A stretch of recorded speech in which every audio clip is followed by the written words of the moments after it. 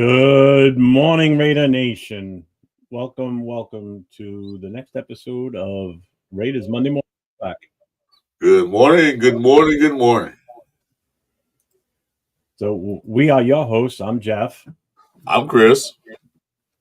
So what's up this morning? How you doing, brother? Man, I ain't pumped up. Yeah, like it's finally coming around. It's been a long off season, little bit of drama, but not much, thank God. But the pads come on today. Like they said, the gloves are off. The pads are on. Let's do it. Yep. I'll just give you an idea of how excited he is. He called me about 40 minutes ago. You want to go on right now? I'm like, whoa, dude, it's just like 45 minutes away yet. I don't want to go now. I don't want to wait. I can't I'm like, okay. wait for Raider football, man.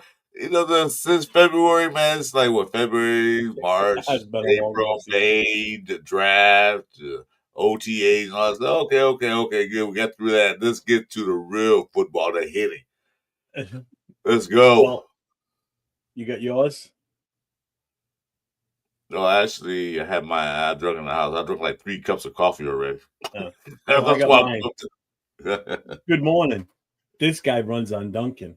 So this guy runs on anything he gets hands on. well, I hope something. everybody's having a wonderful morning. Looks like today's going to be a good day for training camp. Looks like they start smacking each other around today. They already started. Yeah, I was going to say, Chris, you said something to me this morning that I didn't know about until just now. Go ahead if you want to say it. Oh, so you know how Jeff is an offensive line guy. He loves the offensive line. He loves them. And he mentioned Caleb Rogers after the draft. He said, I believe, in his words, I believe he'll be the starter on that right side. That's what he says. So anyway, from what I hear from the news is, I don't have sources, but when I hear some certain guys that Mr. Caleb Rogers decided to get physical with one of our veteran players. Seems like him and that Butler got into a fisticuff during the practice without the pads. So that means that Caleb Rogers is not taking it lightly. He's out there being aggressive, which I like to see. I don't mean to go in and do a Romanowski and punch somebody in the jaw and break their jaw, but be physical. So how you feel about that? I love it. if he's got that kind of fire and tenacity already, I'm all for it. There you go. That may make 805 and I enemies then, because I know he's a huge Adam Butler supporter, and you all know how much I like Caleb Rogers. So that could put us in a dispute right there, because our two guys are going to be going at it. So, hey, see what happens. See the best man win. Let's see who's in the chat right now. I got some people in there already. Good morning, guys. Let's check in here. Who we got? We got Detroit God in the house. Good morning. Always here. Thanks, Detroit. Yep. Don't be afraid of failure. Don't worry about mistakes. Just win, baby. Absolutely. The quote of the day. Our Saturday night co-host is in the house, Jason Downs. It ain't Raiders camp without some drama. Yes, sir. And Jason, your vacation day has been revoked. I'm the HR guy, so it's been revoked. You got to reapply.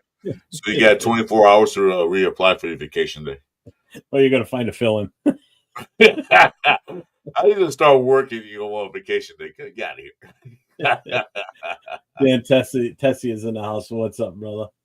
Let's see. Frank Webb is here. What's up, Frank? Hey, Dan, what's up? What's up, Frank? Detroit guy said, well, sometimes things get solved with the 10 knuckles. That's how I grew up when we were little. They would put the boxing gloves on your hand and put you in the middle of the grass. Yeah. I remember those days. I remember those days. Yep. Throwing hands with a vet. Yeah. Hey, you know what? Kudos to him, man, coming in as a rookie and taking it right to a vet. Exactly. Yep. Yeah, loser, go get the drinks. We the people. What's up, brother? Hey, what's up, we people? More news on Wilkins. Turns out he's a freak doing suspect things to teammates. I just mentioned that to you before we started. Yeah. I won't get into it, but I said, don't forget about that video when he was still in college after that tackling and he tried sticking his hand up the guy's asshole. So it's like, good Lord. I'll give his head coach a wet willy. Yeah. On national TV. Yeah, wet willy's not a big deal, but when you're trying to forcefully, sodomize somebody with your fingers in the middle of a play, that's kind of on live TV, national television. That's still childish giving your head coach a wet willy. If you get your teammates wet willy, okay, but your head coach, come on, dude. I heard that too. Supposedly grabbed the teammates' junk. Yeah, you know what, man? I'm so glad. Done. He's gone. He's over. I heard he was in the locker room tickling guys' feet.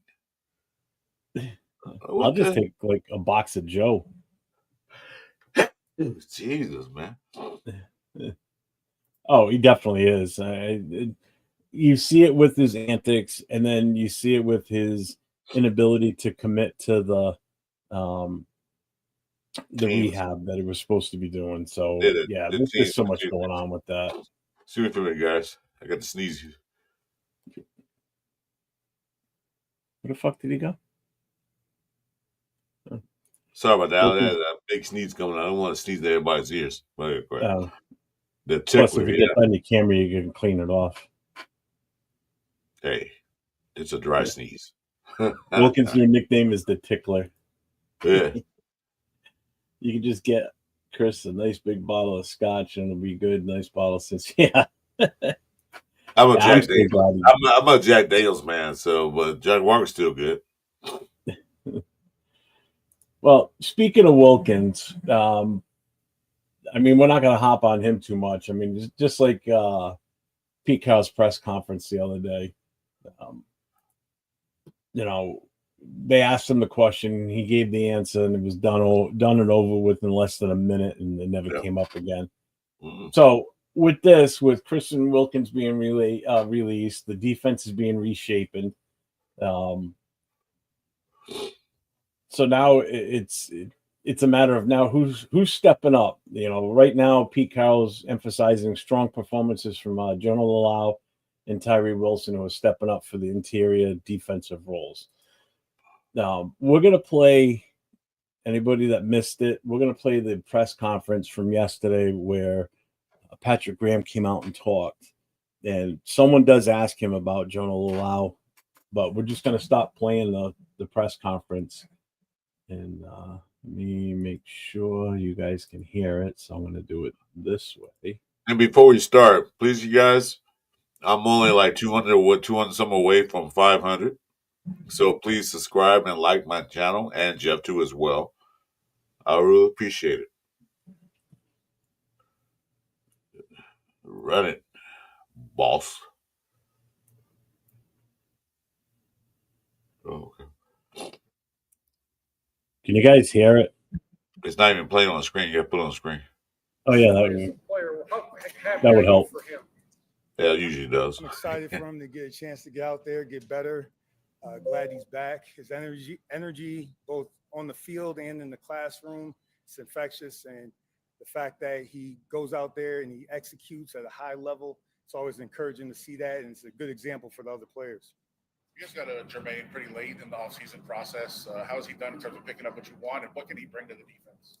He's done a great job, been real diligent, finding extra time to meet, putting getting his eyes in the playbook and getting used to how we do things. Again, he's been playing with a good defense for a long time, and he's done a lot of roles when he was at the other place. But so he knows football, so that's a positive.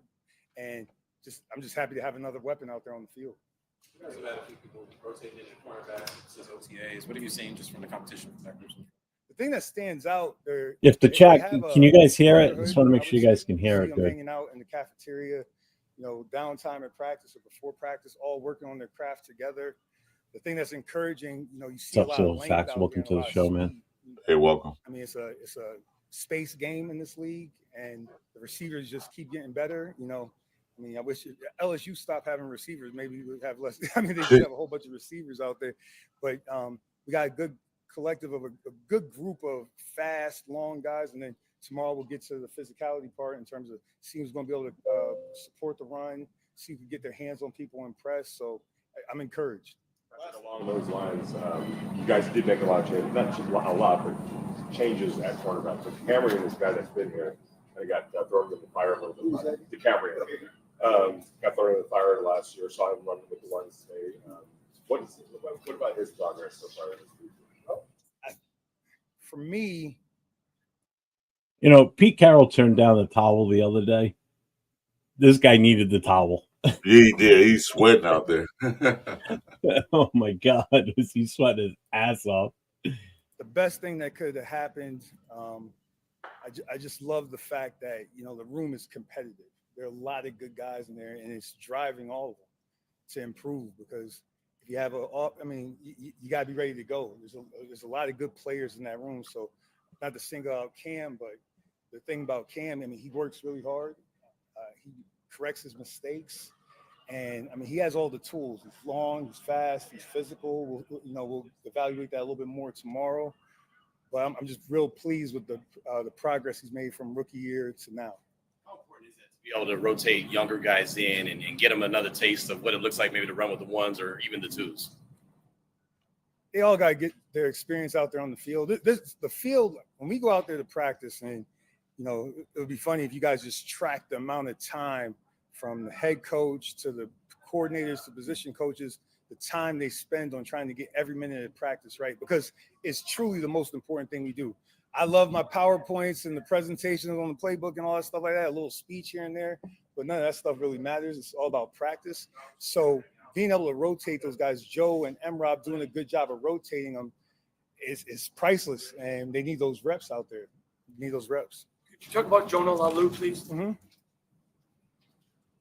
Do you have a question? Oh, yeah, here it is. This is where he talks about Geno Laulu. The funny thing is, the guy goes, "Can you talk about Geno Laulu?" And then he just stops. He doesn't say anything. We got a question? Yeah. Just open. Oh, okay. Okay. With what's happened, there's going to be a bigger role up for grabs. See the smile on my face, Jonah. I just remember when he came for the local pro day. And he did a good job over there, the local pro day. Then he got drafted by Indianapolis, got cut. We got him, and I just saw a raw player with a lot of the physical traits that you want at the position. And so when you have those traits, and then you combine that with the work ethic he has, and I would say the coaching he's getting from the position coaches, the coaching he's getting from the players, the examples like Max, like Adam Butler. He's trending the right way. He's still a young player. Not that matters. He's a technician. He's physical. He's smart, and he's accountable. A lot of the things we're looking for. You've seen veteran linebackers like Devin and Landy. Not only do those guys help your team, but how do you think they help the guys kind of like behind them, like a Tommy Eichenberg develop? I think a big part for those young players to see examples of how to do it. Just like right now for me, I'm Pete's my example. I'm learning how to a different approach, and it's important to learn from the people that have done it before. So that's always a positive. Just a quick takeaway from what he's talking about here and incorporating the Pete Carroll part into this. This is the first time that since he's been with the Raiders, he's got a legit successful head coach that he's under. Yes. Think about what he had for head coaches prior to this. So McDermott brought him in, so he's under his regime. Then he had AP, so he's going to learn a lot for however long he's here with Pete Carroll. He's going to learn a lot. He's going to learn a lot about how to run a team, basically. Whereas right now he's just in charge of the defense. But if he really wants to move on in the future, this is going to help him immensely because he's going to see a different aspect from a different style coach versus who he's worked under before. So yeah, well, Pete Carroll has an influence in so many different ways on this team. It's insane. If you really think about it. He's sitting under an experienced head coach who knows how to run teams. Yeah, because he just run. Patrick Graham is a defensive coordinator, so he just run defense. But he's seen Pete Carroll run the whole team, every aspects of it. So he's learning from that. So if when the Raiders win a lot of games, he's gonna be one of those main targets that the other teams go after. Yeah. You know, so he's Their example. You know, if you don't know something, you can ask a question. It's all applicable to me. If you look at me as a defensive coordinator, I could ask Pete. I could talk to Pete. It's the same type of progression, like with the same process with the player. I think. How nice is it to have a versatile guy like Jeremy Chitton out there? He's big. He's fast. He's physical. Ball skills. It's wonderful to have him as a weapon out there. And then on top of that, the communication and him being able to communicate what he's seeing out there, not keeping it a secret, helping his fellow players out there. That's the more. If we could be a noisy defense pre-snap and be a physical defense post-snap, we're trending in the right way. With that being said, what about Jamal Adams? Yes. He's only been there a couple of days, but what have you thought? I mean, it jumps out. I don't know if you heard it, but this is where he starts talking about Jamal Adams and his transition from being a defensive back to a linebacker. So this is a pretty good take on him too. You know, each year is different, but you know, his track record, physical, fast, dynamic playmaker. You saw some plays out there on the field. We'll find out some more tomorrow when we get the pads on. Great communicator, good energy, and it's been a pleasure to work with him. We've seen Tyree take reps inside in the past. It sounds like he might do it a little bit more, try to. What does he bring in that versatility that he can do inside, outside? And what have you seen from inside that might be beneficial? Now, here's the key right here. Here's the key. Supplement. Now, listen closely to what he says, and I've been saying this all along. But listen to what he says about his inside moves. Go ahead.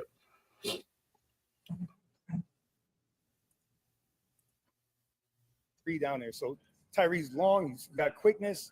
He's got play strength, and when you bring that down, it's a different matchup for the guard.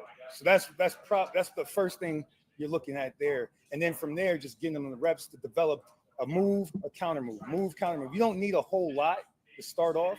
So get your go-to move and then have a counter off of it. So that's really what the process he's going through right now. Do you feel like this is one of the more versatile games you've had this year? There are several positions that give us some flexibility in terms of being versatile with the scheme. It's not quite as versatile and complex as everybody makes it out to. I try to tell the guys all the time, I'm trying to keep it down to 5 things I'm asking you to do. Realistically, like 5 things if you go through it, the process of it. So, but there's a lot of we got some really good football players that give me some pieces to move around on the chessboard and then to play good defense. Pola-Mao. Just him continue to mature as a leader, more and more confident. You know, the success. And in this presser, if you haven't watched it, Isaiah Pola-Mao does come up on to the podium, and they do ask him questions too. He's had is building his confidence, and you know, as a communicator, he's going to be a main part of that in the middle of the defense. One of the main people communicating. The position calls for it, but he has to take it to another level there with the communication, and that's what I'm looking forward to the most. How much are you trying to embed that these first couple of weeks so it just becomes competitive or contagious as we reach? I'm sure Coach talked about it. It's relationship. We're in a relationship-based business, and so with those relationships that we build off the field, on the field, it makes it easier to communicate. You know, just right between the eyes, communication. You know, whether something's right or wrong between the players, coaches, the players, players, the coaches. And then on the field, in order to play defense, there's a lot of grass we're out there defending.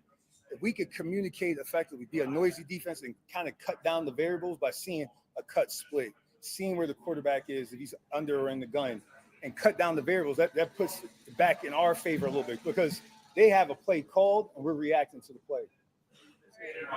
Make that transition from safety to linebacker with you guys. I don't know if you coached a guy that made that transition before, but what kind of goes into pulling that off? Really, when you look at linebacker, safety, however you put it, like just talk about just basic cover 3. If the safety's rotating in the box away from the nickel, I mean, he's no different than the will if we sent the rotation the other way. There's a lot of similarities to the position. I've coached plenty of guys that have done that, and you see the trend throughout the league. You know, there's dime packages. They're getting linebacker reps, so it's nothing foreign to him. Thank you.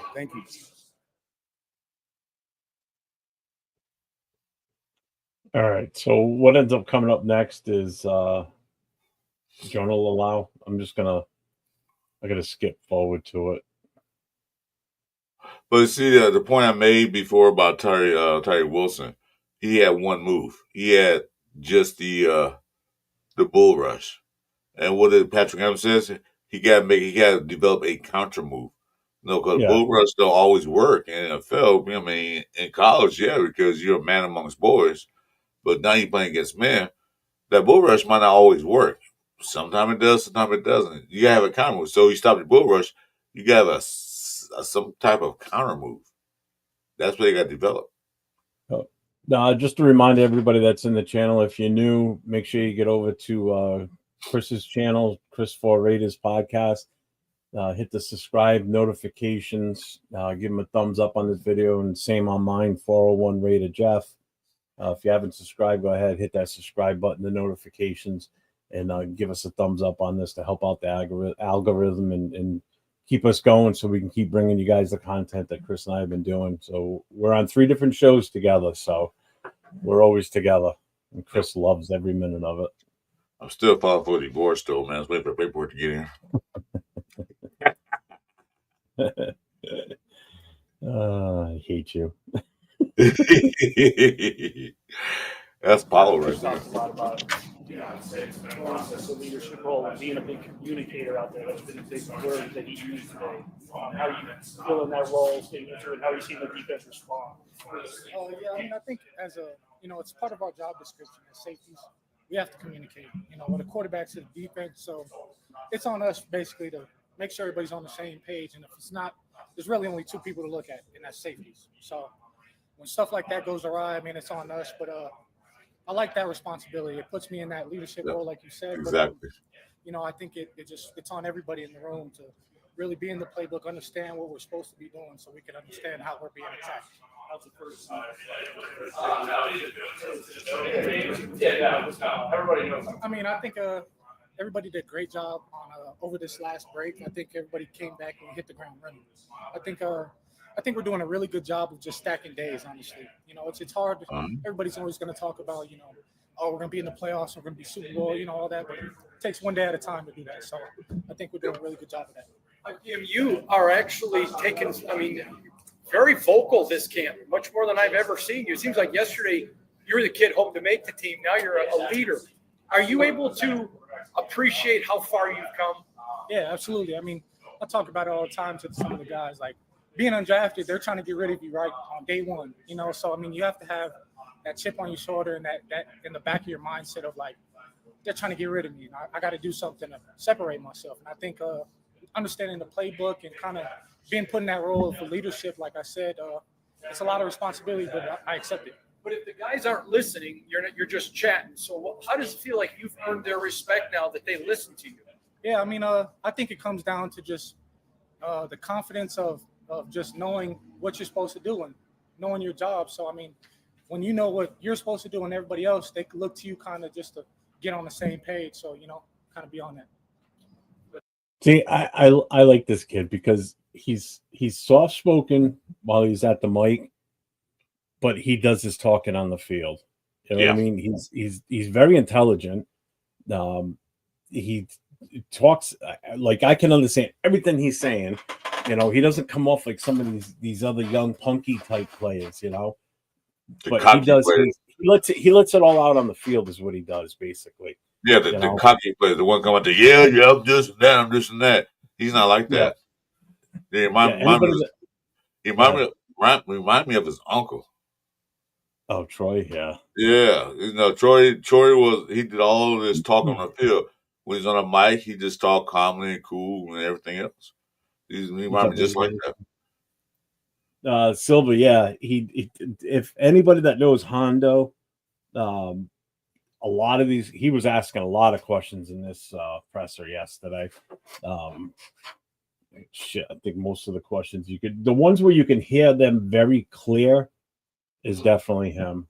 And he was the one that asked this most recent one, I believe. But it's Chin or Jamal or even it was the one before this one. You see them all moving around a lot. Does it feel like this is one of the more versatile groups you guys have had defensively? And if so, like how does it impact you guys as a whole? I mean, absolutely. I mean, whenever you have that much versatility, it's kind of scary as a defense. You don't know who's playing the will, you don't know who's playing safety, so it's a nice feeling to have that much versatility. Share with us your thoughts about the Pete Carroll as a new head coach. I mean, Pete Carroll, he's legendary, but him being in the league for so long. That guy that just asked him the question, just when you watch the interviews during yesterday's press conference, keep an eye on that guy. And he's been places where they do it right, so up, he's James? such a great teacher that he's able to show past players doing what it's supposed to look like. And he's showing us, Troy Pola-Mao's film of when he was in Pittsburgh, just him playing freely. And I think it comes down to the belief the coaches instill in us as players. So, when you're a player and you have a coach that believes in you, you can play free, you can play fast. So I think he does a great job of that. What can Raider Nation Mexico can expect from this Raiders team? That I think you can expect a little bit of a nastiness to us, just trying to bring that back, bring the physicality of the Raiders back, so I think you could expect that. Jamal Adams, he's a veteran safety coming to this Raiders organization. Have you talked to him about any tips, how he's grown as a safety, especially linebacker? He's a great player. I'll say that. He's such a great player, and he's made big plays and done it. So, just listening to him talk and listening to how he plays a certain technique and how he moves around, it's everything. So I think experience in this league is everything. So, and he has that. Really a huge year for you last year. How are you trying to build off of that last season coming to this one? Yeah, it's always what can you do now? Last season was great for me, but I'm on to this season. I'm ready to prove again what I can do. How comfortable is it coming into this defense with all the coaching changes that you've experienced here and still having Patrick Graham with you? Changes are going to happen. It's you live and you learn. You learn from the past coaches and you try to remember what they taught you. But having Pat Graham here is everything. He's a great coach. He's been getting better each and every year. Learning from his previous mistakes and getting better. So I think that shows on the tape that we're progressively getting better, and I think that's all we can do. Appreciate you guys. Now, see, he made a lot of sense. He's not going with his success last year. So that was last year. Yeah. No, I got to get better this year. So I'm still improving. And that's a philosophy that some players don't take. I had a great season last year, so I should be the same this year. No. I'm looking to get better. Like you say, UDFA, I have to separate myself from these guys because they're going to get rid of me. I wasn't drafted. I had no guarantees there, so I have to be better than everybody else. You're going to really show out. When you come in undrafted, you're going to be chances are you're going to be one of the first ones cut. It's plain and simple. Yeah, you're on the bottom of the list. You any inkling of you don't know, you're not going to make it, then you're gone. Yeah, you're at the bottom of the list. So they go down the list oh yeah, well, you can get rid of him. We don't need him. Yep. We didn't pick him. We just invited him. We invited him in. So yeah, you can come try it out if you want, but no guarantees you're going to stay. He had to make himself better to stay on this team. And like I say, he's not going by last year's success. He had a good year last year, but this year he wants to be better than last year. That's kind of mentality. Well, they paid him like that too now, so he's got this feeling like he needs to step up now. Yeah. So next up is Alex Kappa, and then after him is Michael Mayer. So, Alex, have you told Geno about your sword and what you're hoping for Christmas? We got a long time before Christmas. I really like my sword, though. That's a very cool gift. I'm sure Geno will take care of us, but we're still building our relationship. It's still early on, so too early to ask for that. Did you watch quarterback? I have not watched it. I've seen some clips, but I didn't watch it. For you, talk about getting this offense, and I know it's an adjustment, but you're a veteran. It's not like you don't know what you're doing. How do you feel like the team's grasping this new offense? Really good. It's just when it's new for everyone, there's a lot of details locked down. There's a lot of different scenarios, different fronts on every play, so you got to discuss every detail. And so that stuff arises during camp, and we got a lot of that work during OTAs too. So it's definitely been a lot smoother in camp because everyone has an understanding already from OTAs. I noticed something in OTAs, mini camp, and in this training camp that surprised me a little bit. You're competing with those young entire guys every day, but you're coaching them, you're leading them, and that's part of the reason they wanted you was that leadership. Would you talk about that dichotomy of you're a leader, but yeah, I'm still competing with the guys I'm trying to help. Yeah, if you can't compete, then you don't belong out here. So everybody's got to compete. Every position there's a competition, man. And I mean, like, it doesn't matter what position you are, they're going to play the best guy. So there's always competition, but working with the young guys is what I like the most, honestly. I love passing along what I've learned, trying to help them. We got good young players on the O-line, and it's been cool seeing them grow already. It really is my favorite part of the job. No pads on the defense. It looks like, wow, the defense is in there all the time. How excited are you as an offensive lineman just to be able to get the pads on and smack them in the face a little bit? There's going to be smacking both ways. You know, it's not a one-way deal. So it'll be good tomorrow. It'll be competitive. That's when it becomes a little more realistic. But, I mean, it's good work. I'm a firm believer you can get good work in no pads, in pads, and really any combination you can get good work. And I think we have been. But, yeah, it'll turn up a little bit tomorrow. It's been a lot of. I can't wait for images of today, to be honest with you.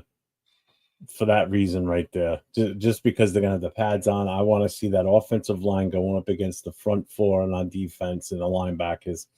And I want to see what that's going to look like right now. Because that will just, I've been saying this for the last few days, it's just going to separate the men from the boys and let's see what these guys have in them. You know? And you wonder why I called you so pumped up this morning, because the pads are on. Now we get to see some real contact, some real football. Let's see what they're made of. Yeah. Let's see. What's up, brother? Welcome to the show. But Kappa's being pushed. Your boy Rogers, man. He's pushing him. Which is what you want to see. Yep. He was overdrafted, but still didn't end up being very good. Oh, yeah. Let's see. Kappa with that hair and gloves looks like he just got off a long Holly ride. Yeah. Just want to catch up with the chat before we keep rolling here. I mean, I can think of a numerous number of NFL players who were not drafted out of college that were successful. Yes, there's a lot. Yeah, but the odds are against you walking in the door, though, immediately. You know that. You know? You have to be that guy. You have to, like you said, like Paulo said, I have to separate myself from those guys to the other guys. I had to improve. That's what he did. Yeah, he's got some good names on here, too. Kurt Warner, Antonio Gates, Jason Peters, James Harrison, John Randall, Wes Welker, Priest Holmes. Yeah, there's definitely some. No, there's more than that, too. That's just a short list. What's up, Dixon? Good morning, brother. Good morning, brother. Yeah, let's get this going again. Rotation, kind of like. Oh, and part of the reason I do stop it every now and then, so we don't get nailed with any copyright stuff. So we stop, we talk a little bit, and then we keep going. We don't just play it straight through, because if we just played it straight through, they pull the show. The interior line, you kind of have Jordan in there a lot. You have JPJ kind of getting the reps, everybody kind of doing that. What have you noticed in terms of the rotation of kind of people being able to benefit from being with the first team versus second team and that not really kind of mattering? Yeah, it's just communication. So if you got a different guy in there, you got to make sure you're talking. Somebody you maybe haven't gotten as many reps yet. It's just talking, making sure you're on the same page. And then for me, because I'm new, that's really everybody. Everybody, even DJ, who I've been working with all the time, we still got to talk and make sure we're on the same page for everything. So that really is the key when you got moving parts. You really like what you've kind of seen from Jordan so far. Obviously, he was like kind of a starting guard last year, kind of still trying to rotate around, find a fit. What do you like from him so far? From Jordan specifically? Yeah. He's a good player, and he communicates, and he plays hard, man. He's a good athlete, really strong. And we're always talking, too. We come off to the sideline, and we're talking about the previous play. And I like the guys that are engaged like that you can really discuss and make sure you're seeing things the same way. Jordan? Something tells me he could get in a little tussle. But he is a nice guy for sure, but something tells me it's in there. Jordan? Something tells me he trying to figure out who he's asking about. Discuss and make sure you're seeing things the same way. I think it's Rogers. Jordan? Something tells me he could get in a little tussle. But he is a nice guy for sure, but something tells me it's in there. Rogers. Yeah, brother.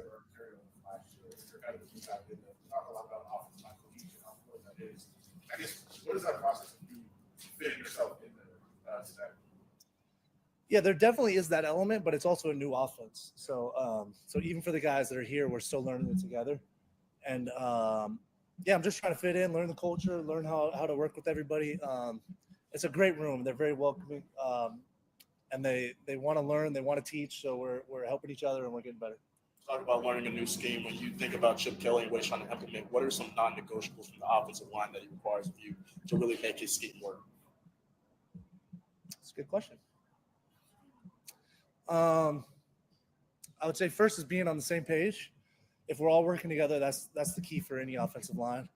And then play fast and play physical, I would say. It's an offense that you get to play fast. And then the central theme of the program is compete. So that's every position, but I think it's really exemplified at the O-line. If you're not competing, you're going to struggle. When you see Geno, Ashton Jeanty, the two tight end sets, how explosive can this offense be? Yeah, it's awesome, man. It's just our job to help them and put them in good positions. It's obvious we have weapons on offense. So if we can compete up front and give them a chance, Geno does a great job of leading us. So this is Raider Nation Mexico. What can Mexico expect from these Raiders? That's a great question. I feel like Mexico's always supported the Raiders, right? I mean, it's in the blood, it's in the culture. So that's not going to change. And they like that we compete. They like that we're physical, and that's what we're going to keep doing. Alex, in your experience, you talked about getting good work, pads or no pads, but pads go on. Football players get to do the actual footballing with pads on. What is that difference in terms of intensity, ramp up, especially that first day? Well, the first day, people's energy is just a bit higher. But I mean, you see it out there. We're competing already. So the difference is you're wearing pads. So the hits are a little more physical. You feel them on both sides more. It's a little more realistic in terms of the leverage you have to play with in order to maintain your ground and gain ground. And yeah. Does it give you a better indicator of where the offensive line is in totality? I think so, yeah. But I mean, like I said, I'm a believer that you can get good work and you can see already where we're doing well, where we need to get better, and you can see the competition already as well. In terms of snap count, you've been super reliable. How have you been able to just keep that consistency and durability throughout your career? Number of snaps, you're saying? Number of snaps. Knock on wood. First of all, knock on wood. There's some luck involved. There's some genetics involved. And then it's just preparing the right way. I'm a firm believer in the best things you can do is eat, sleep, and train. Everything else is good, but those are really the key things that have always driven my career, and I really learned that in college. I had a great strength coach. His name was Drew Peterson at Humboldt State, and he really taught me those basics so it prepare you for the physicality, and so I've really leaned on that my whole career. Good. Thanks, guys. Thank you guys very much. Appreciate it. Did you hear the people? Did you see the people in the background yelling Raiders? Did you hear all that? No. Yeah, when he was talking, they was out there shouting Raiders and stuff. And I just want to say this right quick. I like what Pete Carroll said the other day. He said, "Open these practices up. Let the people in. Let the nation in and watch these practices." Because remember that McDummy always had closed practice. Nobody can come in. Yeah. Nobody. It was super top secret squirrel shit. Yeah. What's so top secret about your stuff? You're not doing anything good. But Pete Carroll said, "Shit, bring them in." Well, I don't think when they're doing the press conference, I don't think they're like inside. I think outside. they're like, yeah, they're like in a covered tent type of thing. Yeah, it's a background tent they have, and they're outside. Yeah, so yeah, you're gonna hear everybody that's sitting outside. Yeah, definitely for sure. But you didn't hear you didn't hear that doing McDummy's press conferences, and because nobody was there. Well, he let nobody in. No, it was top secret. I thought that was a good press conference by him. I mean, he generally wants to see what, he wants to be part of this, obviously. He wants to, he wants to help teach up these younger players, especially the rookies that we have, so well, I hope it works out. I mean, I don't want to see anybody get cut or, lose their starting job, He's that veteran guard that we needed because our guards are pretty much young. So he's that veteran guard to help teach them, to show them the ropes. That's probably why they brought him in. They saw the guards we had and said, we need a vet out there just because, Kolton Miller is a vet of tackles. He runs the tackles. But you need a vet guard. So they got Kappa, he's a vet guard. He won a Super Bowl. So he's been there, done that. So he can show the guys the way, the young guys, Khalid Rogers, Meredith, those guys, show them the way. So that's why they brought him in. So Silver and Fact says, do you guys think Kappa will actually start and get back to his old form before that crap year with the Bengals? I mean, with his veteran presence, I mean, I would like to hope and think he would. But if he doesn't, I think Caleb Rogers just jumps right in. That's so. I mean, that's the other thing too. So he's fighting for a spot, because if this kid outshines him in practice, during training camp, he could easily lose that spot if the kid ends up turning it up. Well, if he don't start, he'd be a great rotational piece. Because you gotta remember, he'll be playing between two second-year guys, Glaze and JPJ. So having that veteran right there on the right side can help those guys too along the way. And also show Caleb Rogers, okay, this is how we play and everything else. And then the other side, you got Kolton Miller. So having at least two vets on the line will help them out, let the young guys learn, because they're already physical. They're already talented. They're strong. But it takes more than that just to win reps. You got to use your head. And then Kappa can show them how to use their head. All right. So remember when I said to keep an eye out for that Mexico reporter? This is where it pays off. This is funny. Michael Mayer's up now. He is great. Oh, when I was watching this yesterday, the chat was fucking eating this guy up. It was fucking great. Yeah, it was like, what the? He's on the left-hand side now. So. Watch how close he is. Yeah, right there. You can see him. Teaching has become a place of love, a place of this is what we need you to do. This is kind of where we're taking things. And it's all about relationships also. I like that jersey for some reason. It's different. I like it. I want it. I got Stack in the tight end room just like I had last year, and he's awesome. He's great. But in terms of relationship-based, starting with Pete, starting with Spy Tech, and then all the way down, even defensive coaches. I'm talking to defensive coaches, eating breakfast with them, hanging out, talking about where I'm from, stuff like that. And, some of that stuff you just didn't really have before. So I'm really excited about that. There's a lot of just great team camaraderie, team community. And I think that's the first step in kind of winning games. It really is. You got to be together. You got to be on the same page all the time. You got to be eating breakfast, talking together. You got to be in the meetings all day together. Like you have to talk, you have to communicate. And it's not really my way or the highway. That's not what we're doing here. We want to win games, and that we're trying to do kind of the best way possible. What's the best way we can do this? Not this is the way it's going to be. What's the best way to win games, to score points, and help our team? Pete said, congratulate you on a great offseason. He said it kind of started with a conversation that he had with you. How important was that just for the head coach and you to sit down and kind of get to know him? Very important. Very important. Yeah, that was like an hour and a half long conversation. It was great. And I think I just needed to get, a little bit of Pete's perspective of what he was trying to do when he came in here, what type of person he was, what type of coach he is. And I've been, man, he's awesome. He's awesome. I can't get enough of him. I want to listen to him talk and give motivational speeches all damn day long. And he's really good at it. He knows exactly what he's doing. He knows exactly where he wants to take us, and he's taking us there. He's our captain. He's our leader. We're really excited about having him here. Mike, looks like the two tight end sense is going to be an important weapon for no doubt. No doubt. It just seems so it is right in space. Can you hear me? We're talking direct eye contact with them like that too. It's dude, it's like, come on, man, just take a step back. When I saw that, I said, "What the hell is he doing?" I know. When I was watching this live yesterday, I was sitting there laughing my ass off. I guess he wanted to be on TV too. I want to be on TV.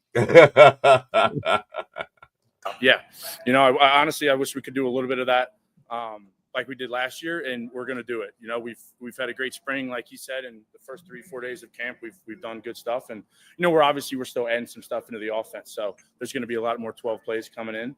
But me and Brock were very excited about that. Ian Thomas, very excited about that.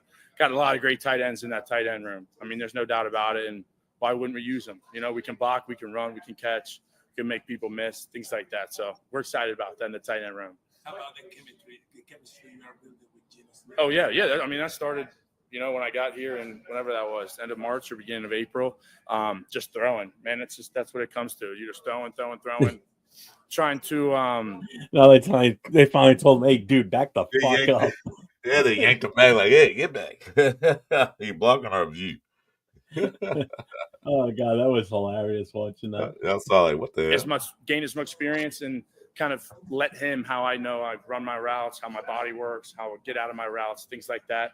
And we've got 3, 4, 5 months of that in, and you know, same with Brock and Geno. You know, we have a really good connection, and we're really excited about what we can do for this offense. Michael, this is in no way saying that you were benching because you haven't been, but it clearly looks like you're at a different level in shape this year. Am I completely wrong, or am I seeing it right? I think you're right. I think this is the best I've felt in my 2.5, 3 years in the NFL, no doubt about it. And I think that comes with mentally and emotionally being where you want to be, because your body's not going to be where you want to be if your mental is not where it's meant to be.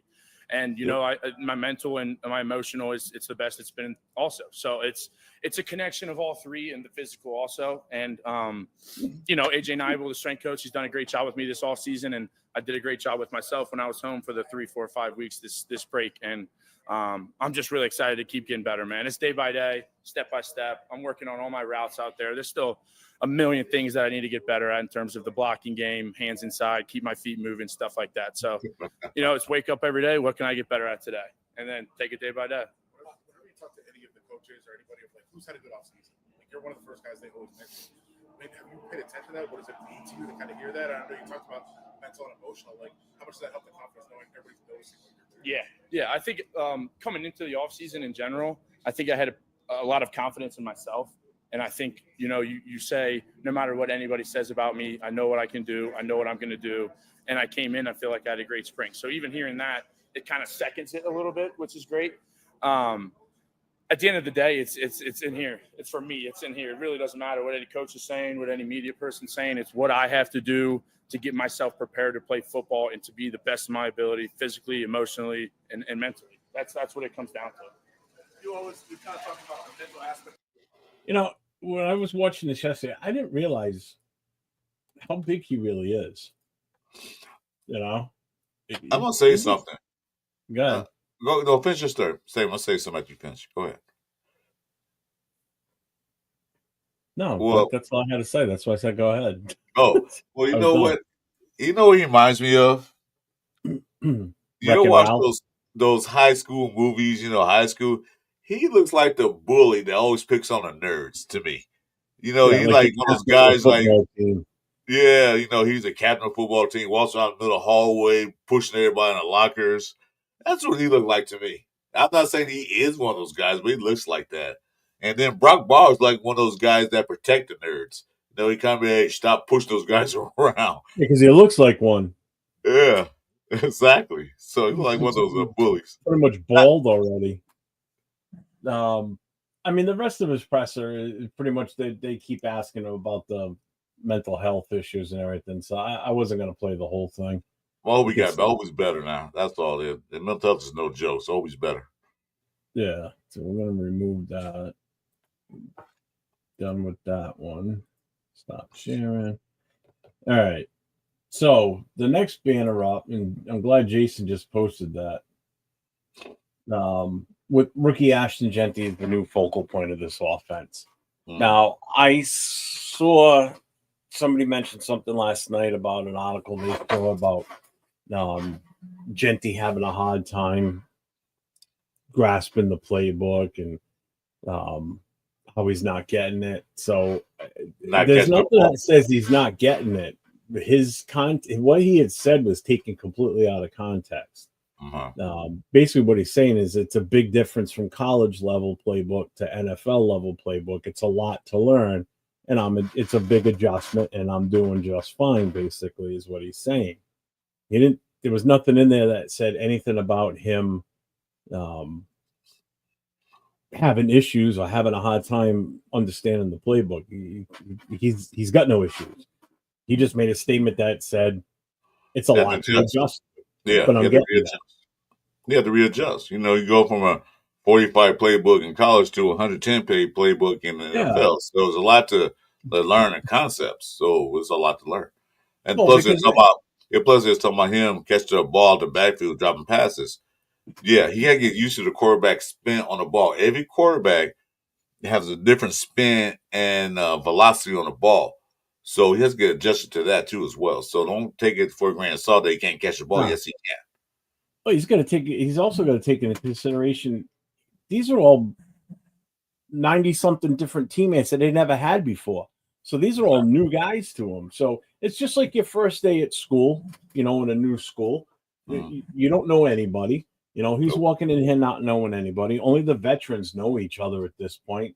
The draftees or the guys that were drafted only know each other since May, since before the draft. And, so it's not like they have a great rapport with each other. So there's that learning curve. Everybody's going to have that. And then Jason just mentioned, he goes, listening to the Raiders morning tailgate, Jeanty with pads just put Devin White on his ass in a pass protection. He said Jeanty in pads is more noticeable. He has all that in pads. So he's definitely going to be Brock Bowers is the number one option in the passing game. Obviously, Jeanty's the number one option in the running game. But this is where things are going to be different for us. We've got a legit threat. If everything works the way it's supposed to, we got a legit threat coming out of the backfield, which keeps defenses honest. They're not going to stack the box and dare us to throw it because we had kind of so-so receivers except for Brock and Jacoby. We had no running game. They didn't have to worry about us running for 150 yards a game. Just wasn't happening. Well, we didn't have so receivers is that we didn't have a quarterback to get the ball to them. And that's the other problem. The offensive line would protect long enough for Minshew and AOC to get the ball to him on time. So look at it. We've got a wide receiver that's got multiple years under his belt, had a great year last year. We've got a tight end that had a phenomenal rookie season that's going to be just as productive, if not even more productive, especially in the red zone with touchdowns. We've got a quarterback that can run the team the way that they want it to be run. And we got a running back that can run the goddamn ball. Just those few things right there. And that's not even talking about the offensive line yet. Well, we got two running backs, so, don't forget that. Mozart still has the gas in his tank, so he still can run the ball, too, on certain situations. I mean, he's 2 years removed from what? 20 years, 20 touchdowns, yeah. 20 touchdown season, So. Excuse me, guys. Yeah, 20 touchdowns. Thank you. So, I mean, and like I said, we haven't even talked about the offensive line, which the offensive line already is better than what he had when he was in Seattle, Geno Smith. 5 years better. Yeah. So, I mean, we're talking about this team. I'm sorry. I can't see us not winning at least 9 to 10 games. Don't feel sorry. We win less than that, then. Ugh. Don't feel sorry, because I say one thing. Oh, if we don't less than that means the whole team is hurt. No, knock on wood. That don't happen. But the offensive lines come together. Like I said, I'm still kind of pumped up about that Kappa and Butler situation. I know ain't nobody go like, hey, Chris, I'm talking about my boy Butler. No, I ain't talking about Butler like that. I'm saying that you got a rookie that came in here. Was it a 4th round, 5th round pick? Yeah. He come in there going head to head with a veteran. That tell you something. I mean, he's aggressive. That means he ain't taking no crap for anybody. So if he ain't take crap from his own teammate, how do you think he's gonna treat the rest of the NFL? Yep. That's what I want to tell you. Aggressiveness. JB, you already know what JBJ is all about. So we get those two guys on that line. Because I want a nasty offensive line. I want them guys putting the defensive line in their face in the dirt. Like we used to have back in the day. In the dirt. Well, speaking of JPJ, I guess some people were a little fired up because JPJ wasn't taking a lot of the first team snaps recently. But it's like they're just trying out different guys right now. Calm down. It's not the end of the world if he's not every practice, out there as the number one. What they're doing is they get Meredith reps at center just in case JPJ has a little stinger or he had to come out for a couple of plays. Yeah, they got a guy they can trust to make, because the center, Jeff, you can explain to the chat.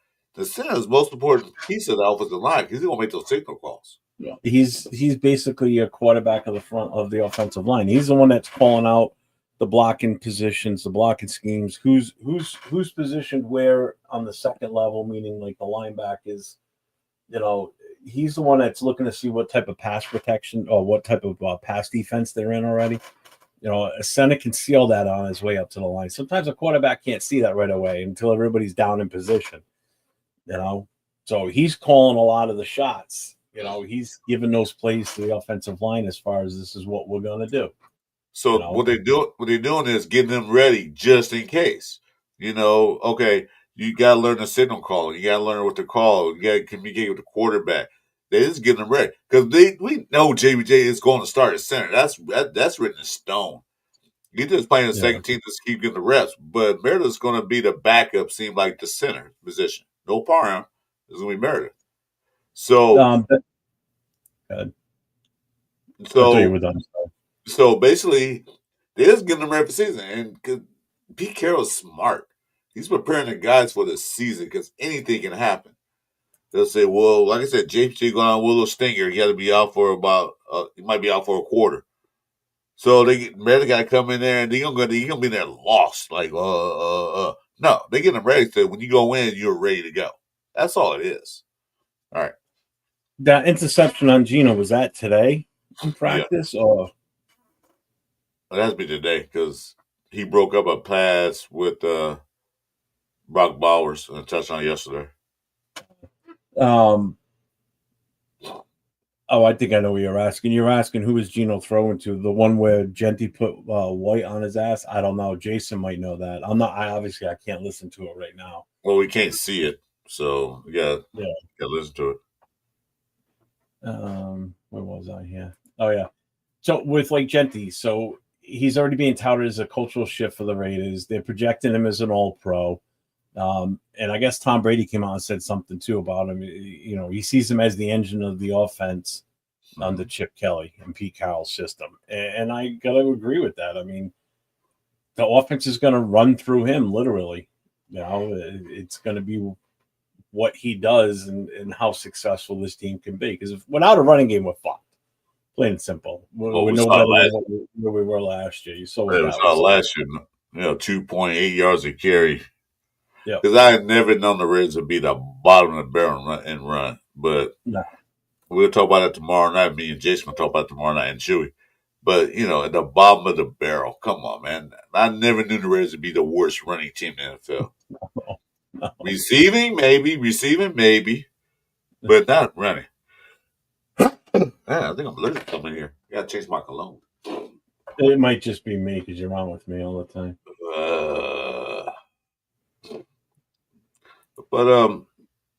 So we're going to go back to the offensive line here. I know it says prospect, but technically he's still he's not really a prospect.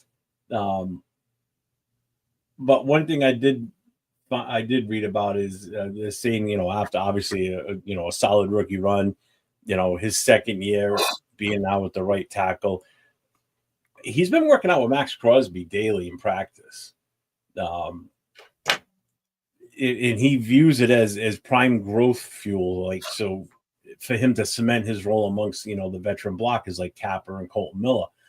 So he's working with obviously the best we've got on our team and one of the best in the league as far as, to hone in his craft at the right tackle by going up against Max in practice or practicing one-on-one with him off to the side too. So that's only going to make him better. And that shows me that he's willing to do what he needs to do. He's putting in the work, basically. It's that same mold that Max Crosby comes from, where you do anything and everything you can to be that top dog. Yeah, get that edge. You got to do everything to get that edge on everybody else. And that impresses me when I see something like that, because that only tells me that this kid is really wants to be here long term and he wants to learn, and who better to learn from? Yeah, exactly what Silver and Fax just said. Iron sharpening iron. Exactly. As he gets better, he's also going to give Max Crosby a little bit of a run for his money and make Max work too. So it works both ways. Right now it might be a one-way street because Max is just a wiry veteran and knows how he can manipulate Glaze, but Glaze will catch on. And that's what he's there for, to help him learn that. Because if you can block Max Crosby consistently, that means you can block anybody in the league. Because Max Crosby got so many moves, and he's a veteran. He's so cunning. He'll try to figure you out. But that will help Glaze out. It's like, oh, yeah. Go against the other teams. Like, yeah, you know what? Max showed me that in practice. I know what you're doing. I can take care of that, type of thing. Yeah. When I played for the semi-pro team, there was this guy that we brought in, fucking phenomenal, fucking defensive line guy. And a lot of guys didn't like going up against him because, he beat them all the time in practice. And I was like, I don't care. Put him on me. If he gets by me, gets by me. Guess what? I'm only going to learn, and I'm only going to get better because I'm going to come up with ways to stop his ass. Exactly. Yeah. And by midway through the season, guess what? He wasn't getting by me as much anymore. I figured him out. That's basically what it came down to. Well, the thing is, you learn from your failures. You learn from that. Like, oh, I failed to do this. Okay, next time I'll do better. And that's how you learn. You're not going to learn just sitting on the sideline and say, he's going to beat me every time and feel sorry for yourself. No. Get out there and try to beat him the best way you can. And once you figure out how to beat him, you got to look. Then you go on the next step. Then you go to the next step. You keep learning. Yep. And that's what he's doing. And I like that. There was one particular game we were playing against a team in Mass. And this one guy was just giving me a hard time. I just could not. He was a little bit bigger than me. I just could not stop him. Like he was just pushing me back. Somebody was bigger than you? What? Yeah. And it's taller too, so he was overall bigger. And my right guard said to me, now this kid, the kid playing next to me, had been playing for this team for a while. He said, go as low as you can, like try and like super chop block him. I said, okay. So I did that, and then he crashed down on him from the left side, from my right side, I mean. And guess what? That guy didn't come in anymore like he did in the past. Stop him after that. Because we took his legs right out from underneath him. That was it. And that was the end of that. So it's shit like that. You get your guy playing next to you on the right that says, hey, let's try this. Okay, let's give it a shot. Boom, it works. The shit pick up from your your teammates. Playmates. Are we in a daycare? That's the importance of Kappa being there. That's what he's going to teach. That's what he's going to teach to young guys like this. Hey, you know what? He's getting past you. This is what we're going to do. So, and another thing I saw too is about Max Crosby talking about Pete Carroll. I guess he did an interview with Maurice Jones-Drew. Yeah, I watched that. It was pretty good. He basically detailed the leadership lessons and the mindsets, that shifted since, Pete Carroll's come in, highlighting, the early cohesion and how the new coaches just settling everybody down and getting everybody on the same path or on the same page. I don't think we can show that because that's an NFL Network thing. I know we get copyright for that, so I don't think we can show that interview. Yeah, I'm not putting that out. Yeah, we definitely copyright. That's NFL Network. They're particular about what they show. Where's the flag? Yeah, go check it out. NFL Network with MJD. That's I ain't fucking with the NFL Network. I wouldn't even want to play the sound clip of it. No, they will tag us for that. Yeah. So what else have I got from banners? That was pretty much it. Well, we didn't really touch this too much, but the Jamal Adams position swap or switch. Do you want to talk about that one? Yeah, because we talked. Yesterday? I think Jason Dallas was in the building. Asked us going to play a 4-3-3-4 or 4-2-5 with Jamal Adams. Well, Jamal Adams is a hybrid type guy now. He's going to play will and safety at the same time. So he's a Swiss Army knife. So depending on what defense set in, what the offense is showing him, he can either switch to will or safety. Because Pete Carroll said he still got speed. He's bigger now, but he still got a lot of speed. He can cover. So that's a good thing to have. Show the offense a defense, then also switch out that defense and then confuse them. So it's going to be that Swiss Army knife type guy. You know, you got the two safeties, and you got Jamal out there. So what are they playing? They playing three linebackers. They're playing three safeties. Well, it depends. This is what we're going to show you, but this is what we're going to do.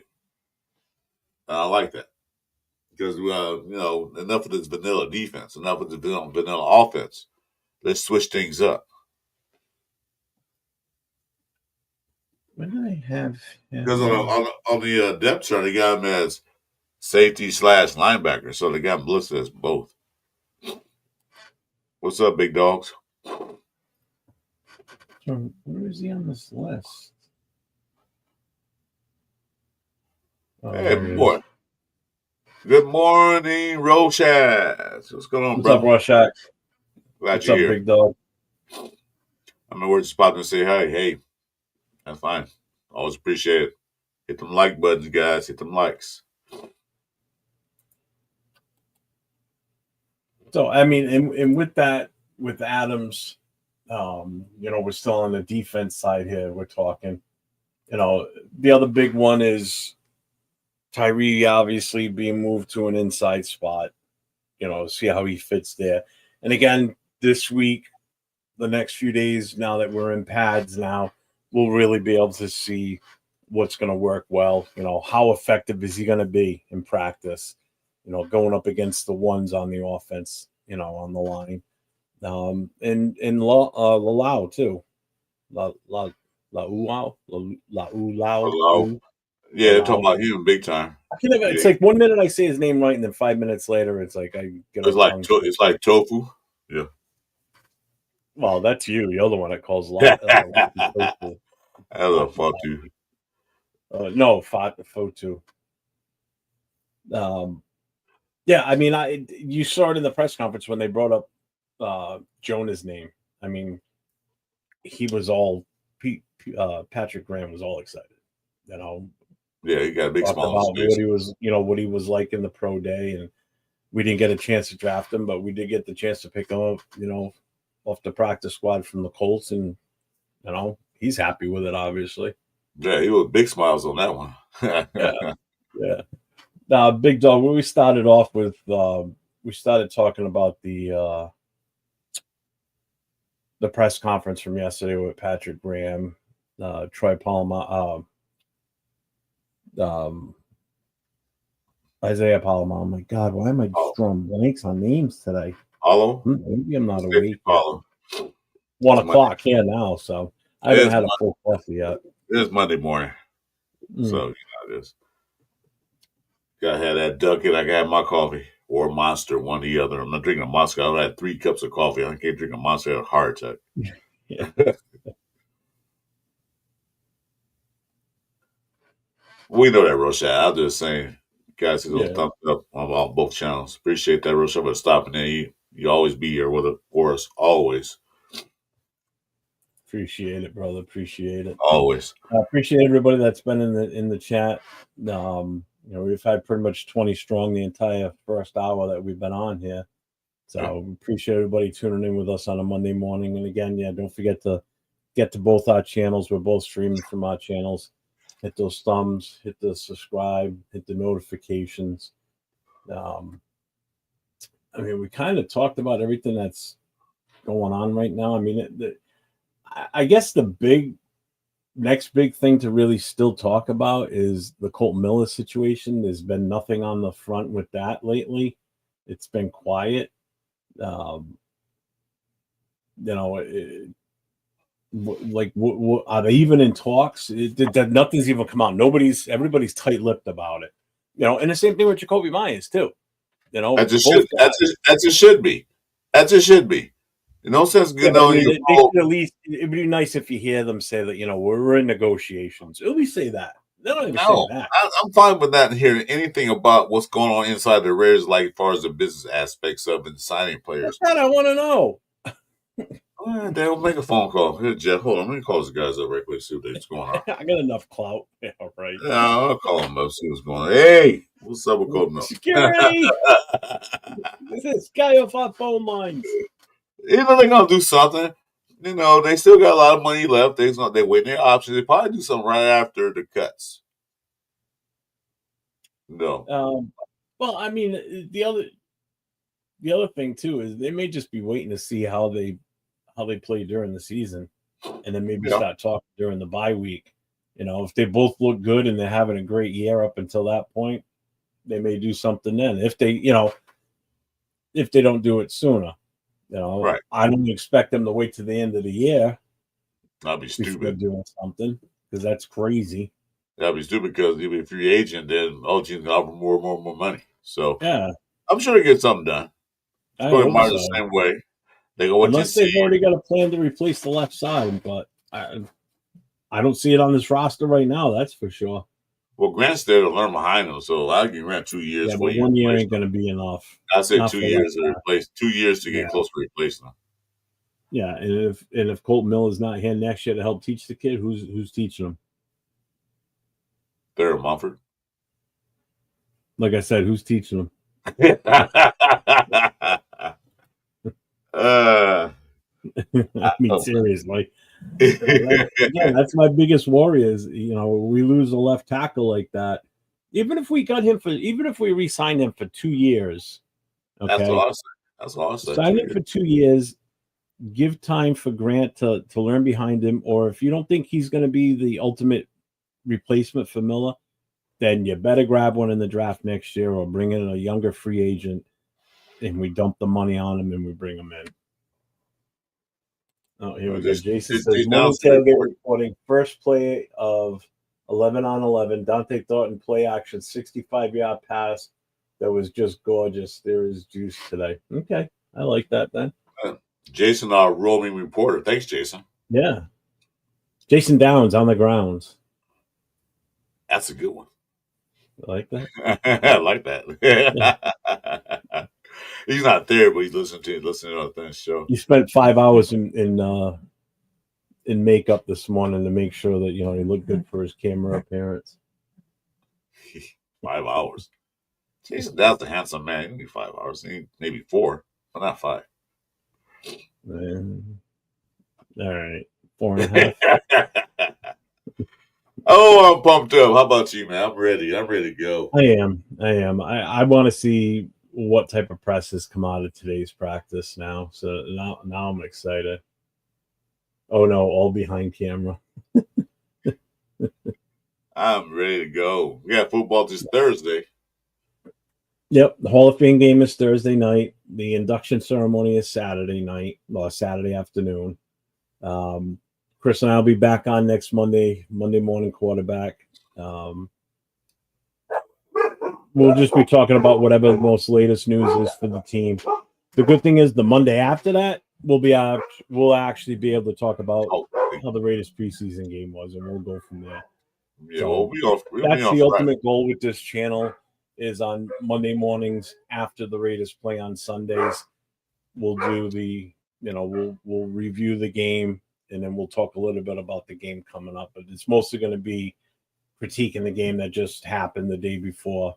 For those of you that are first time here with us, we're going to have awards that we're going to give out to players. We're going to name MVP on offense and defense. We're going to name MUPS, which is most undervalued player, offense and defense. So I will have my pick for MVP. Chris will have his own, and then we'll have a consensus along with the chat as to who out of those two is most deserving as MVP. Same thing with the MUP. Who is the most deserving as the worst player out there? Yeah. Unvaluable player. Are we going to do MVP for defense and then the MVP for offense, or just a total? Or are we going to do that and then do the grand total? How are we going to do that? We're going to pick one for offense and defense. I'll pick one for offense and defense. You'll pick one for offense and defense. And then we'll figure out, we'll come to a consensus who's the ultimate MVP out of those four guys. And the ultimate MUP. Yeah. Bar him. This guy's already picked him already. I already picked him out. Jeez. So Silver and Fact says they have to sign both of those dudes, solid teammates and pillars to our squad. Got to show loyalty. Yeah. Oh, definitely. I think they will. And why I like Kolton Miller so much, too, not just because of his playability, he's quiet. You don't see him all over Instagram and, Facebook and all the other crap like some of these other players. He's a quiet leader on the field. He voices his opinion on the field or in the locker room. You don't hear him come out and talk about his teammates in any bad way whatsoever. He's perfect. And he's not on a perfect boat. teammate. He's not on a boat taking Himalayan salt. So, no, none of that. No. Jason goes, part of him is so much. He don't need to pick anybody else. Well, I'm hearing he might even make the team. That might be something else. Oh, let me get my tissue so I can cry for that one. What the fuck was that? I'm like, I don't know why I got these sniffles, man. Like 85 degrees outside. I'm sniffling. I hate that. Having a cold in the summer. You were sitting, all of a sudden you went like this, like really fast. You went, I thought you were going to fall or something. I was trying to hold it, but I couldn't hold it. Frank said do a special teams MVP. Well, no, we can do all three aspects. Special teams is important also. So we can do defense, offense, and special teams. Yeah, but you're picking well, that would be considered. Well, if you want to go for, that means we're picking three. Why not? We have time. We have else to do.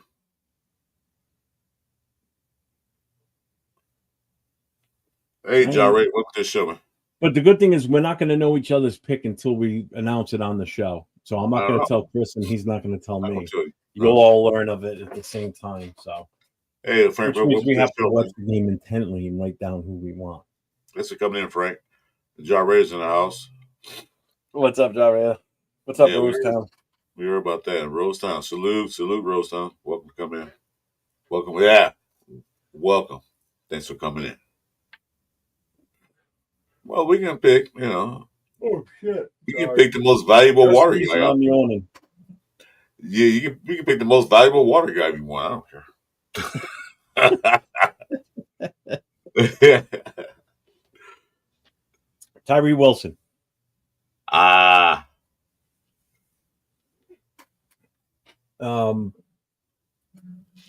I mean, I don't have anything else right now. I mean, we've kind of covered everything we wanted to cover.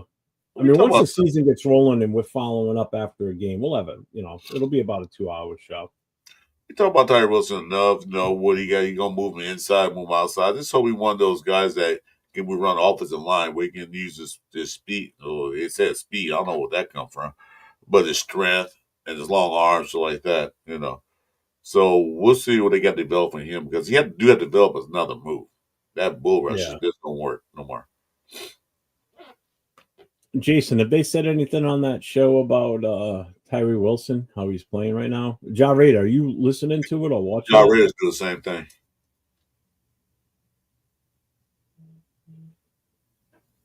Training camp warriors. Yeah, right. You do good training camp, get the regular season, and what happened to you? Disappeared. Yeah. I mean, it could be a simple thing if he offered Parham on. Well, that probably wouldn't be hard to beat Parham anyway. But if he's well, I don't know which side he's playing, left or right. Who? He was slated to play right. Put him at tackle. He was slated to play the left side. Well, weren't they putting Butler on the right side next to? Wasn't that the plan? Oh, you're talking about defense? On the left. Butler's on the left with Crosby. So he'd be on the right side next to Kuntz. Yeah, so he'd be going up against he'd be going up against Kappa. Yeah. Maybe offer Kappa money. Kappa and Rogers. Yeah, just make me look good in practice so I can make the squad. It comes to regular season, he gets out there and he can't get through shit. What's this say? Just offense. Geno looks really good. Jeanty has got the Raider press breathless. Oh. What's up, Diesel? Hey, this afternoon. Well, yeah, it's afternoon. Well, I'm still in the morning, but yeah. Yeah, it's 1 o'clock. Yeah. Yeah, it's like 10. So 10 o'clock and 85 degrees. Yeah, nice. You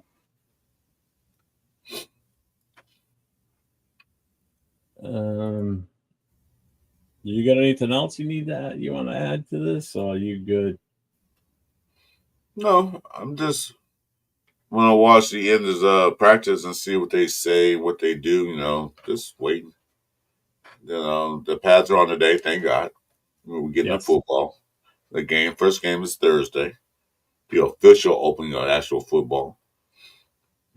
So just gotta wait. You got anything coming up tomorrow?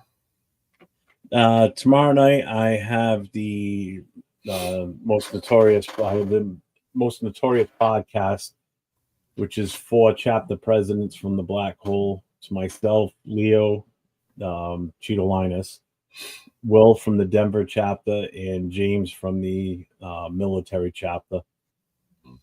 Coming on at 10 p.m. Eastern Time, 7 o'clock Pacific. So we talk Raiders football, and we talk about any upcoming Black Hole events. So tune in tomorrow night. I'm still a chapterless Black Hole member, so I'm good. I'm starting my own membership, party of one. Yeah, tomorrow night we Raider Nation Jason, as well as Chewy from Chewy Sports Podcast, have a show tomorrow night, right before you guys' show. We're gonna start a little earlier. Tomorrow night on the menu is we're gonna talk about the Raiders running backs through the history. It's on the thumbnail, you can see that. So that's gonna be a good show. We can talk about all the Raiders running backs. Because last year we couldn't talk about the Raiders running back because we didn't have a running back. I don't know what we had last year. Horrible. Well, miserable. Well, we had one good running back, but then he got hurt. But other than that, well, we had a duo did okay.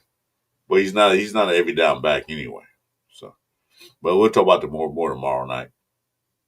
It's at 6:30 p.m. Pacific time. And then as far as Chris and I together, you can catch us on Friday nights on Friday Night Live, Raiders Friday Night Live. It's a pull-up show. Anybody that wants to get on can come on with us.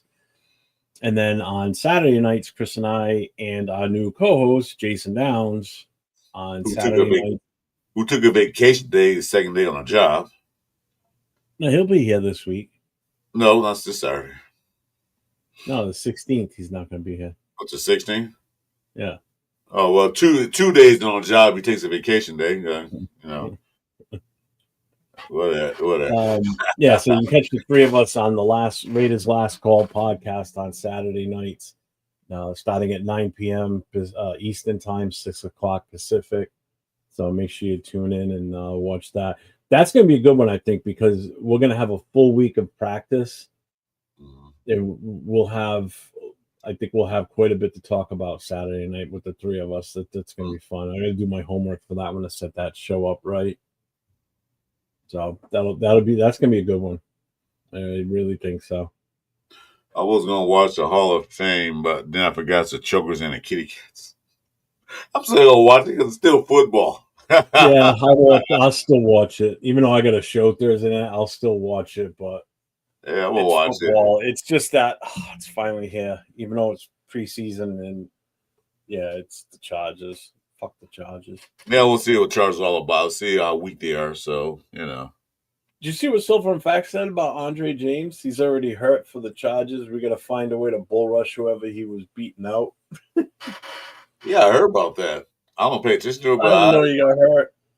He was funny. He was hurt like in OTAs. He was hurt.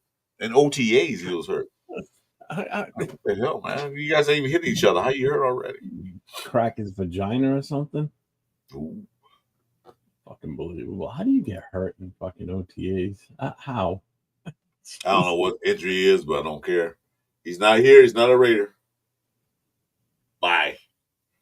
I'm looking to see if there's any news right now that we can report before we bail. You know what? It's going to be after we leave. It always happens that way. Oh, of course.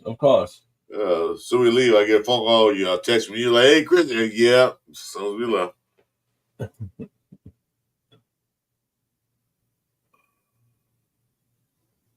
Yeah, they're showing some. It's a good article here on ESPN actually. Why the rise of Ashton Jeanty suggests a bright future. Fuck these ads. Let's see.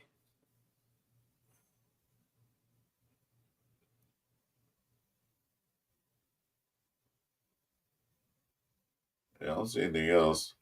We got a guy named Matty Dubs. He's showing some highlights from the padded practice, but I don't know how much he's showing. Let's see.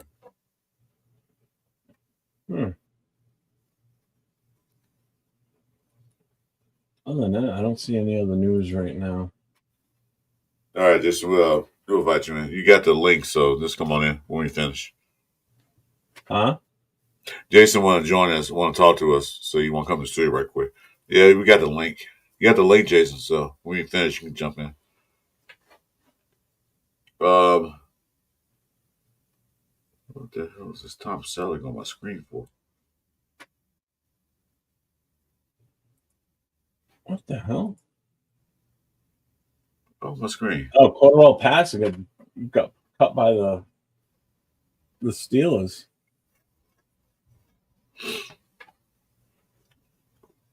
Huh. I don't see any other big news. Yeah, I don't see anything right now either.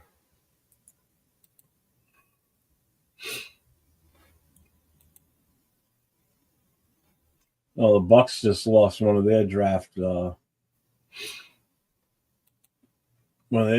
players. 4th round pick David Walker towards ACL. He's done. The season's over. Wow. She's haven't got started, huh? Let's see. That sucks.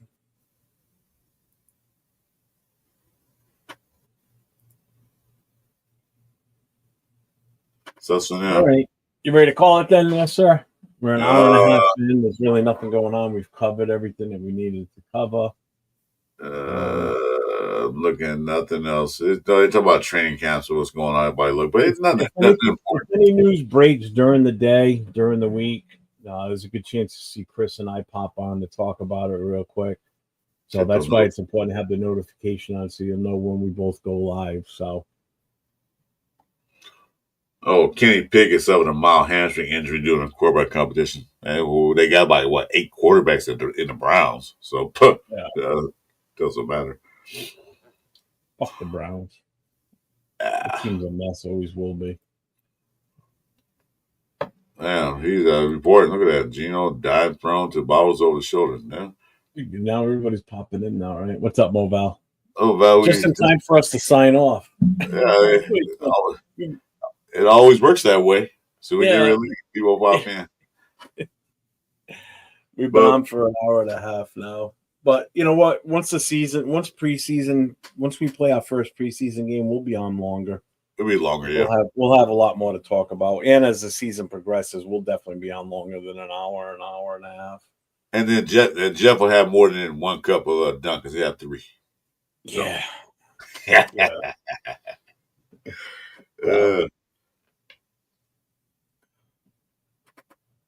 Okay. Well, with that being said,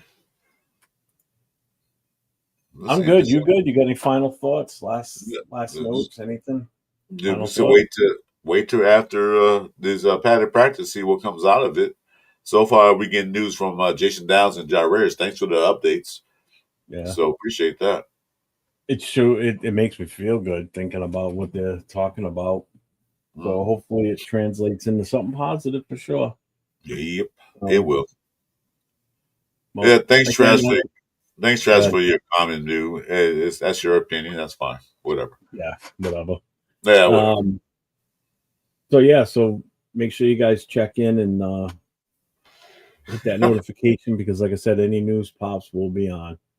So, as always, everybody. That's why. Wait, Mo. That's why you get the notifications because we'll pop in, we'll come on. You got notifications. That way you know when we start. Well, I'll tell you what, Moval.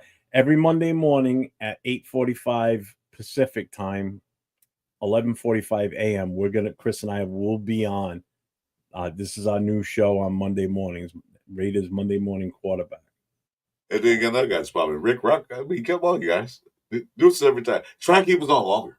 We're not doing those 9-hour half marathons we used to do in the past. So I'm sorry. But like I said, what Jeff said, when the season really kicks in, preseason and season, this show will be longer than an hour and a half. Believe that, because we have a lot to talk about then. Yeah. Jason, I sent you the new one. I get them late. Okay. Well, you'll see our shows on YouTube. You'll see when we're coming up. You got the notification. But thanks, everyone, for coming in. Appreciate it. What's Salute up, Rick Rock? Another guy just popped in. Yeah. And like when he popped in, I don't want to leave, but it's. What's up, Matt? We're just getting off, brother. We're we're done. So until next time, like I always say, everybody, stay safe. Go Raiders. Go Raiders.